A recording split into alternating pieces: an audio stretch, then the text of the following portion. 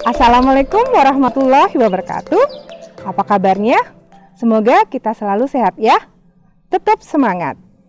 Masih bersama dengan saya, Susi Nopalina, di channel Ekonomi Asik. Kita akan tetap membahas tentang indeks harga. Ini adalah bagian dari video sebelumnya.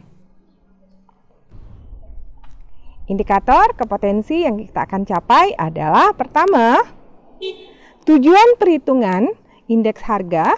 Kedua, kita akan menghitung indeks harga tidak tertimbang dengan metode sederhana atau agregatif.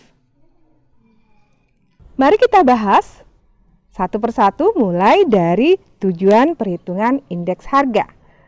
Tujuan perhitungan indeks harga ada 3, barometer kondisi ekonomi, kedua sebagai deflator, ketiga pedoman bagi pembelian barang. Kita bahas satu-satu. Indeks harga dijadikan petunjuk atau barometer kondisi ekonomi. Apa maksudnya?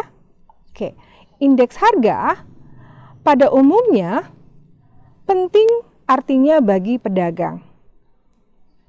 Sebab indeks harga tersebut menjadi pedoman untuk kebijakan penetapan harga dan perencanaan persediaan perusahaan. Bagi perusahaan besar, indeks harga ini mereka akan membentuk suatu tim ahli khusus untuk mengumpulkan dan mengelola indeks harga, dan mereka akan memberikan keterangan kepada para manajemen. Sedangkan pada perusahaan kecil tidak membentuk tim ahli khusus ini, tetapi mereka akan tetap mengumpulkan data indeks harga dan mengelolanya dalam terbatas. Yang kedua, indeks harga ini akan dijadikan atau digunakan sebagai deflator. Apa itu maksudnya deflator?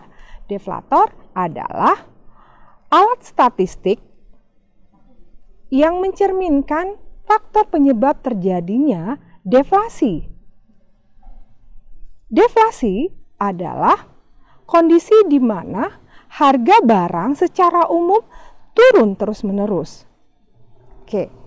Nah, di sini keadaan deflasi satu sisi menguntungkan konsumen karena konsumen terjangkau membeli barang-barang karena harganya turun. Di satu sisi yang lain, maka akan merugikan produsen. Karena apa? Karena harga jual turun atau harga jual lebih tinggi dari harga produksi. Jika ini terus-menerus, maka hal ini akan menyebabkan kondisi perekonomian suatu negara tidak baik. Oke. Nah, dari proses deflasinya dengan cara apa? Dengan cara membandingkan nilai tertentu dengan indeks harga yang sesuai. Data deflasi ini akhirnya sangat penting digunakan oleh pedagang. Oke, yang ketiga, indeks harga akan kita jadikan sebagai pedoman bagi pembelian barang. Apa maksudnya? Untuk lebih efisien dalam pembelian barang dalam suatu perusahaan, maka pembelian barang tersebut akan kita bandingkan dengan harga eceran atau indeks pedagang besar. Nah, dari sinilah untuk mengukur tingkat upah buruh atau indeks buruh, maka dengan menggunakan indeks harga konsumen. Oke, yang sekarang kita akan menghitung indeks harga tak tertimbang dengan metode sederhana. Ada 3, yaitu dengan indeks harga, dengan jumlah, dan dengan nilai. Jadi angka indeks harga, angka indeks jumlah, dan angka indeks nilai. Kita bahas satu-satu. Pertama adalah angka indeks harga. Apa itu angka indeks harga? Adalah harga per unit untuk barang tertentu saat ini atau tahun ini kita akan bandingkan dengan harga per unit barang yang sama pada tahun dasar. Ingat, tahun dasar bisa tahun sebelumnya atau tahun yang telah ditentukan. Untuk mengetahui bagaimana cara perhitungannya, kita masukkan ke dalam rumus, yaitu sigma PN kita bagi dengan sigma P0 dan kita kalikan 100. Keterangannya adalah di mana PN adalah harga tahun yang kita cari atau tahun sekarang, dan yang P0 adalah harga tahun dasar atau tahun yang sebelumnya atau tahun yang telah ditentukan. Kita masuk contoh soal. Diketahui, perhatikan dalam tabel ada beberapa harga kebutuhan pokok. Di situ ada 2 tahun, 2018 dan 2019. Dan jenis barangnya ada 3, yaitu beras, terigu, gula. Di sini kita jumlahkan. Pada tahun 2018 harga dari 3 barang tersebut itu sebanyak 20.000 dan kita jumlahkan lagi pada tahun 2019 itu ada 24.000. Nah, ditanya hitunglah angka indeks tahun 2019 dengan secara sederhana. Kita masukkan ke dalam rumus. Sigma PN itu sebanyak 24 tadi, dan P0, sigma P0 itu 20 dan kita kalikan 100. Dan akhirnya kita dapat 120. Ingat video sebelumnya, kalau indeks harga tidak ada ditulis persen tapi dibacanya dalam bentuk persen. Pada umumnya tidak ditulis tapi dibaca dalam persen. Jadi indeks harganya, indeks sebanyak 120%. Nah, di sini contoh soal saya hanya 2 tahun. Seandainya itu ada 3 tahun atau lebih dari 2 tahun, kita ingat pada tahun dasar yang dipakainya. Yang kedua, kita akan membahas tentang angka indeks jumlah.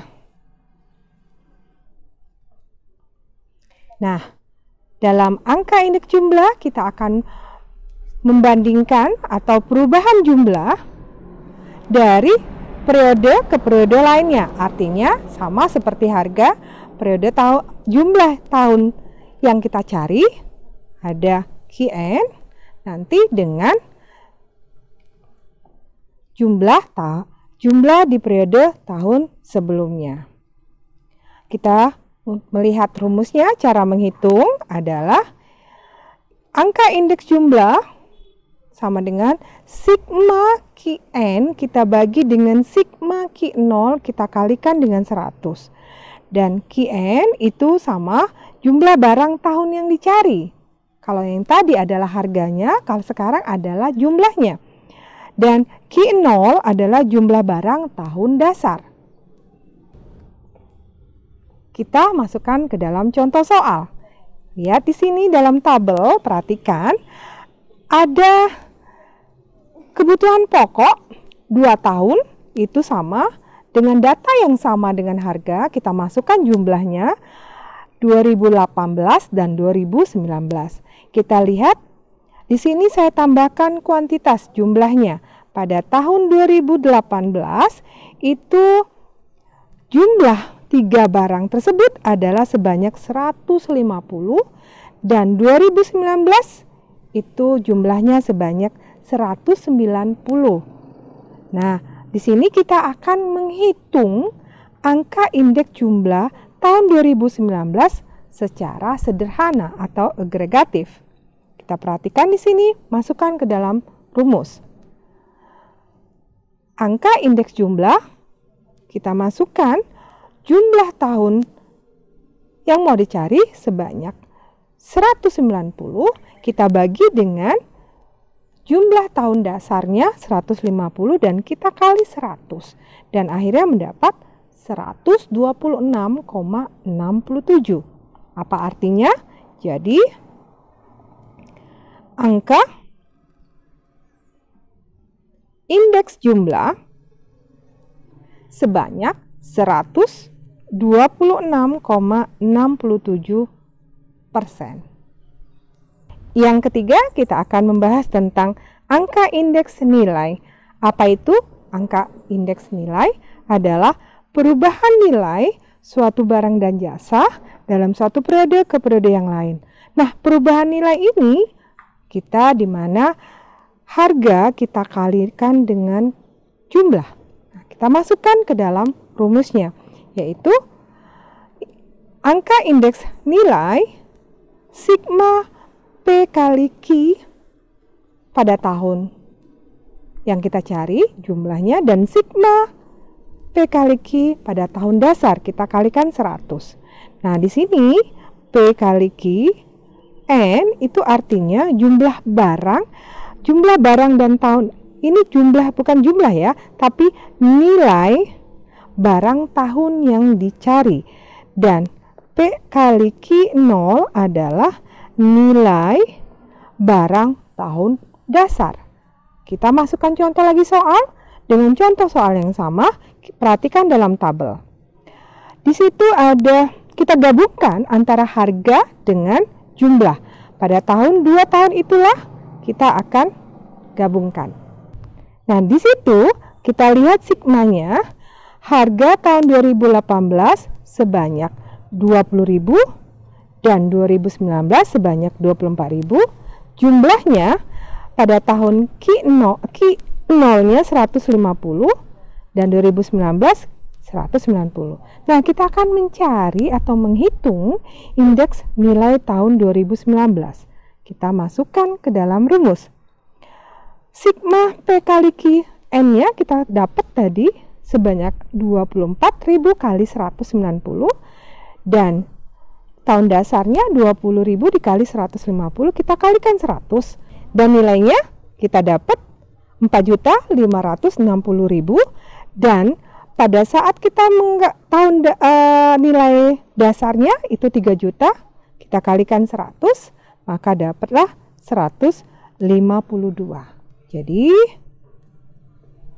angka indeks nilainya, angka indeks nilai